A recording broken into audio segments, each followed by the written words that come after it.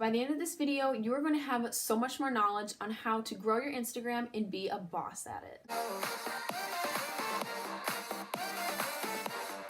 Hey guys, so in today's video, I am giving you the ultimate Instagram guide. This video is going to consist on ways to grow your follower count organically, ways to create great engagement by getting a lot of likes and comments, some good editing apps that you can use, the best times to post, and so much more. And just a disclaimer, yes, I am not the most famous Instagrammer out there, but these tips have helped me grow so much faster. And if I compare my accounts to other people's, they may have way more followers, but their like count is way lower.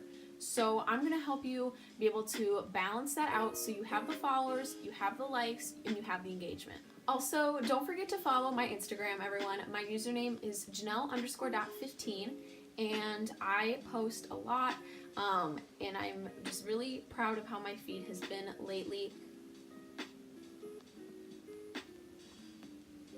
So the first part of this video is going to be helping you get more followers and getting more engagement on your posts. So the first thing that is obviously a given is using hashtags. And my thing that I do is I have a lot of hashtags that I do put on each post, but do not put it with your caption. Create it as an extra comment in your comment section. And what I like to do is have a couple hashtags that work with my Instagram. So for example, I just posted for Easter, and what I did is I did like hashtag Easter and those things, but I also keep in the things like lifestyle, beauty, hashtag fashion, and those things. And that's what's gonna help bring people that are interested in those to your account, and they're gonna see your account, like it, and follow. The next tip is adding a location, and you don't have to necessarily add the place that you have been to. So say for example, you're in California and you're at like Santa Monica Beach.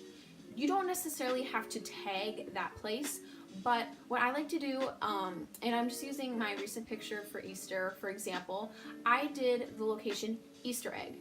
Obviously I'm not in a place called Easter egg, but what it does is it creates somehow more engagement, so people that are looking up that location for some reason are gonna see your posts. Tag brands. So for example, if I'm wearing this shirt that I got from Marshall's, tag Marshall's, because when people go on to the tagged section of Marshall's, they're gonna see your post, and if they like what they see, then they'll probably follow you. Join engagement groups, and I'm not saying just go on there and just do it for the follows and the likes. But a great thing you can do is if you are put into an engagement group, I actually have one of for like myself with some of my friends, but pretty much just you send your post to them so that they can like and comment, therefore bringing in more engagement for you. So it all correlates into one thing, and they really help out.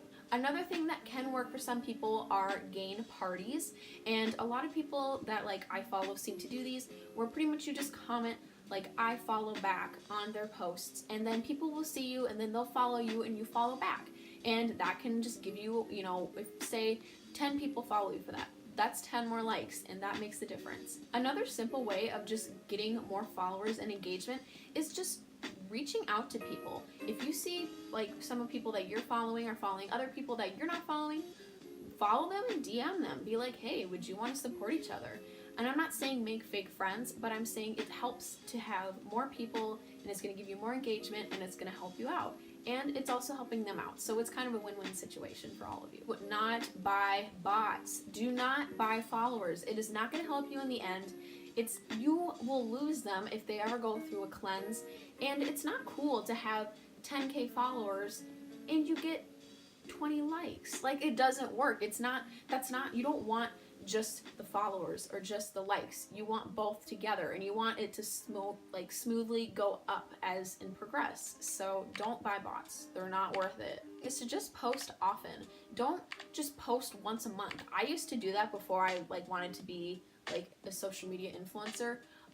But now I post once or twice a week, and this summer, I'm gonna post a lot, so I'm just warning y'all, but it's gonna be good. But just post a lot, because people are gonna want to keep seeing your stuff, and that's why people like to follow you, is because they see your content and they see you. Another thing is, don't just use the posting feature. Use the Instagram stories, the Instagram IGTV, those things. Stay active on those, because when you aren't just posting, you know, if you're posting just like once a week, yes, that is giving you like engagement and stuff because you're posting often, but post frequently on your Snapchat stories too, because people then are still going to see you, they're going to keep seeing your face, and they're just going to keep them more active. Keep your captions short and sweet. No one wants to read a book on Instagram. The concept of it is you scroll through, you get captivated by a picture, you double tap it and maybe comment. No one wants to read a whole long book. It's not your diary, it's Instagram. I mean, that's so vague, but keep your stuff short and sweet. People, if you're gonna read a caption, sometimes I don't even read people's captions, if I'm gonna be honest. Keep it short and sweet.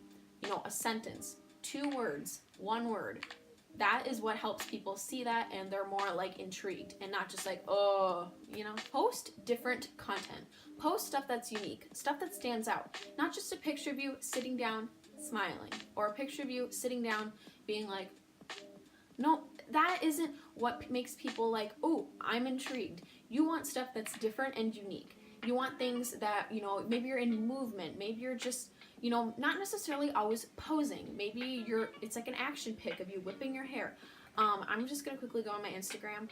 I try to do, I mean, sometimes I'm not as good at this, but here's a picture of me. I'm doing hopscotch, I'm jumping, I'm moving, and people are gonna see that and be like, whoa, that's unique. People don't normally post that kind of stuff. I'm gonna like it. And the pictures that I notice that I'm moving more in are the ones that get more likes. If you're stuck on Instagram picture ideas, then go on Pinterest. And I'm not saying go and just blatantly copy people's pictures, but that's like a good way for you to get inspiration.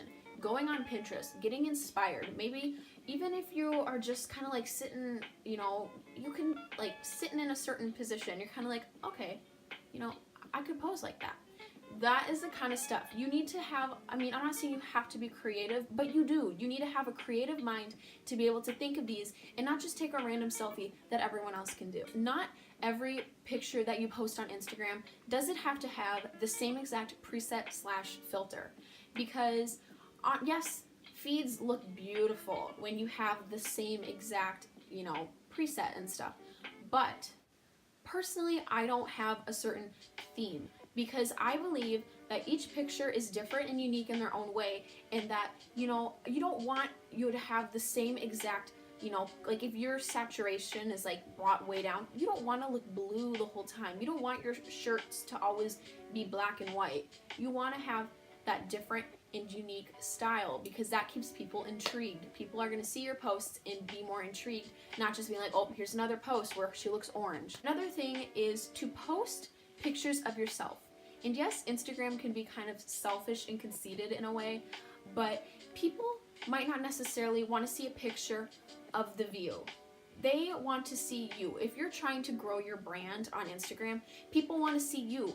That's what compels them to your Instagram. People want to see you, not a picture of you, of your water bottle. People don't want to just see a regular picture of your water, because they're not gonna, that might not make them want to double tap. And you know, people do have their photography accounts, and that is a completely different thing. That is like their niche and what they want to do. But if you're trying to do kind of like what I'm trying to do here, which is grow your Instagram brand and be a social media influencer, then you need to post pictures of yourself. And yes, you may have to get ready and just pose a picture quick just for Instagram, but that's what it's gonna take for you to grow your Instagram. So now I'm gonna recommend some good times for you to post. I do not post on Tuesday, Wednesday, or Thursday, at least when it's not summer, because that's when I think people aren't as active, unless you're posting at that 5-6 o'clock dinner time. Friday at 4 p.m. has been a great time for me. Fridays at 4 p.m., you know, everyone's usually home. People are winding down their day, having a movie night, hanging out with friends on their phone. Saturday from 5 to 7 p.m. has been my great times for me as well. I tend to post more in the evening, because that's when I believe people, you know, kids my age are on their phones at night, laying in their bed, on their phone. They'll see my post, they'll be like, hey, I like that. Sunday at 3 p.m. because I mean, that it's like you want it to be a little bit earlier on Sunday, because people tend to go to bed earlier on Sundays because they're going to have work or school the next day. So 3 p.m. has been a good time for me as well. And now the last thing covering my Instagram guide for you is some editing apps, and what I use is Lightroom CC. That has been the app that I've been using. I've made my own presets, and what I do, and like I said before, is I make multiple presets that go with like the outdoors, inside, lighter, cooler, tints, no tint, you know.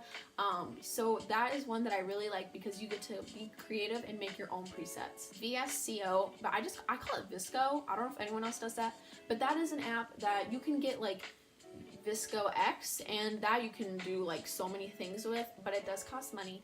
But they do have some presets that are free, so if you're just starting out your Instagram and want something easy, then that is very good. If you're the type of person that likes to put in like texts or little like cartoons in your picture, then PixArt is for you, because that you can add stars to, which is also good for thumbnails, by the way. But if we're talking about Instagram, if you like to put in that little like those little like graphics, then PixArt is a good editing app. The final app that I recommend is Unum, and the thing about this one is it's not an editing app, but it helps you. You can plan out your Instagram pictures on it. It tells you the best personal times for you to post. It tells you when you had your best posts, your worst posts, your top 10, and it's a really helpful app if you want to be able to know like what's going on, where your followers are coming from, and all of those things. Alright, so that is everything I have for you guys today. I hope this helped you out a lot, because this is all the knowledge I have, and once again, I am not a professional at this, but this is what has helped me really grow my Instagram, because within the last months, I've been getting way more engagement than I had in 2 years that I've been on Instagram. So this should really help you out, and if it does, then please give it a big thumbs up, and don't forget to follow my Instagram, janelle_.15, and don't forget to subscribe to my channel, JustJanelle. I love you all so much. See you guys next week. Bye!